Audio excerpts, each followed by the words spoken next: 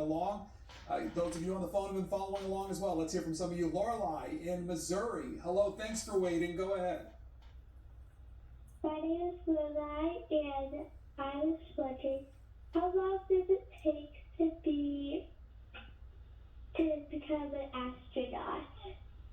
I know it's a trend now with our callers. The youngest have ever seen. A lot of astronauts in training. But that's great. That's fine. That's fine. The length of the astronaut training. How long does it take? Well, it really ranges, and it depends on what type of astronaut you want to be. And so there's this whole rise in space tourism. So you can buy a ticket to go into space as a tourist astronaut, or to become a NASA astronaut, if that's what you're interested in. It can take a really long time. It is one of the hardest jobs to get. It is so competitive. So you have to work really hard.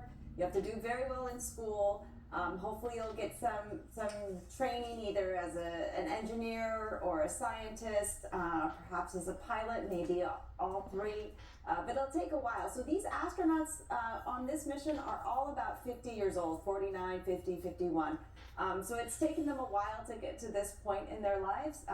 3 of them had flown before, so they flew when they were a bit younger. But it does take a long time to become an astronaut. You need a whole lot of training to get the job, and then once you get the job, it's going to take even more training. The notes tell me in Reed Wiseman's case, he was selected from a pool of 3,500 applicants to become an astronaut. Yeah, it's unbelievably challenging to become an astronaut. I applied back in the day just to get the rejection letter. Like, that's as close as I was ever going to come.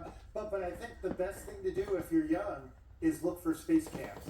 So there are space camps all over the country, and you can get that first experience of like learning about what astronauts do and how to become an astronaut.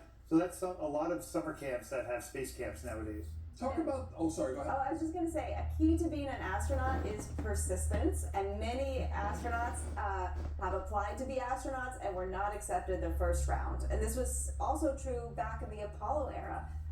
You get people like Jim Lovell, who was not accepted to the astronaut corps when he first tried, but part of his success in life was his persistence. And so just again and again, you'll see one of the characteristics of astronauts is they're very, very persistent people. They set their mind to something, so that's also a pretty sort of critical ingredient. I think the code or the call name for Victor Glover was Ike, which stands for I know everything. So I guess that falls into it too. You gotta have the confidence in yourself, I imagine, to do this job. You do, because it's you're going to probably face a fair amount of rejection, and you also have to be willing to put all the time and the work in. And, you know, these astronauts have been waiting for this mission. This crew was announced in 2023, and they have been training since that time. And even when you are an astronaut, even when you get to that point, it doesn't mean that you're gonna be on many, many missions. And so you'll have to have a lot of focus, a lot of confidence, and be really determined for that goal. We're about 17 minutes in. Jeff Velosin, talk about the day in and day out toll on an astronaut now that they're in space. Yeah, I think, and this goes back even to Apollo, I think a lot of the astronauts talk about that the ground team has a lot of assignments for each one of them, right? So they each have a set of things they have to do every day. They're scripted minute to minute on what they're supposed to be able to accomplish. That's the stress, right? Because you're trying to keep up your cadence. You're also they try to give them enough free time. Because you want those astronauts who are the first ones to go back to the moon in so long to be able to look out the window and say, wow, this is pretty incredible what I'm doing. On the space station, I know the crew is given that free time as well. So a lot of their time is going to be scripted, but I think they are trying to find ways, even with all the jobs they have to do, to provide them some time to just enjoy and kind of absorb this incredible experience they're going through. And it was the early missions that taught about the toll on the human body when it comes to space flight. Yes, huge toll on the human body. And so there are experiments on this mission that are going to help us learn more about the effects of space exploration on the body, on things like the cardiovascular system, muscles, bone health, and so the astronauts, they're doing spit samples. They also have this bone marrow experiment, and they're tracking the impact of radiation in the space environment on their physiology. Now, this is something that has been done throughout the history of spaceflight. So when John Glenn did the first American orbital flight, he was doing an eye test to see what happens to your eyes in space and your vision in space. And we do know that there are effects, especially if you're in space for a long time on the International Space Station. It's a great example that happens to astronauts there. So This mission has also built in a lot of these experiments related to how the astronauts fare in space, and it'll give us a really good idea of what to prepare for future deep space exploration. Yeah, and I think as you said, we have a lot of experience on the space station. So we've had people up there for a year or more gaining experience in a low gravity environment, what happens to your bones, your muscles, your brain, your eyes. What we don't have is combine that with being in a higher radiation environment. Mm-hmm. And so I think that, to your point, that's a lot of the experiments on Artemis 1, but that will continue to be a challenge from Artemis 1 on, is that we're now in a regime where astronauts are going to be exposed to more radiation plus the microgravity environment.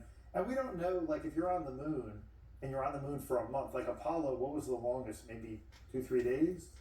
3 days on the moon, but a 2-week long mission. 2 week long. So I know the Artemis capsule can survive. I think you could be in there for 3 weeks. But if you're going to be going down to the surface, then they're going to take all 4 crew down on the lander these days. So now you're going to be on the surface. Maybe you're on the surface for a month or 2 months. How does 1/6 gravity, low gravity on the moon, affect your bones and muscles and all that?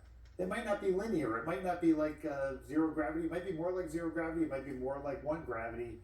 I think we're going to learn a lot in Artemis about the human body that we did not learn by doing space station. Let's go to Lillian. Lillian in Michigan. Thanks for holding. Go ahead. Hi. It's not Lillian. It's actually Timmy. Oh, go ahead, please. I have a question. How much fuel does it carry in gallons? The spacecraft. I'm glad I'm not good at math. You stumped me. Go ahead. Do you have anything, Teasel? I don't, but I will say with SLS, it's interesting because it's gallons. There's liquid fuel, but there's also solid fuel.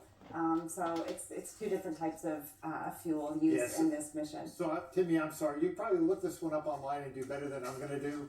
But what I can tell you is you saw that when that rocket launched, after 2 minutes, those booster rockets fell away. They had burned up all the fuel that was inside of them by that point. When you got to 8 minutes after launch, that big orange tank, all of the liquid hydrogen and liquid oxygen had been used up, and you were now dropping that tank away. So can't give it to you in gallons, my apologies, but we can just say by the time you get to orbit, you've burned away all the fuel in that big orange tank and the boosters. And I can say with the Apollo program, at least in the Saturn V rocket, 80% of it was fuel. So it's just absolutely massive and full of fuel. From Lee in Kansas. Hi there. Hey, how are you doing today?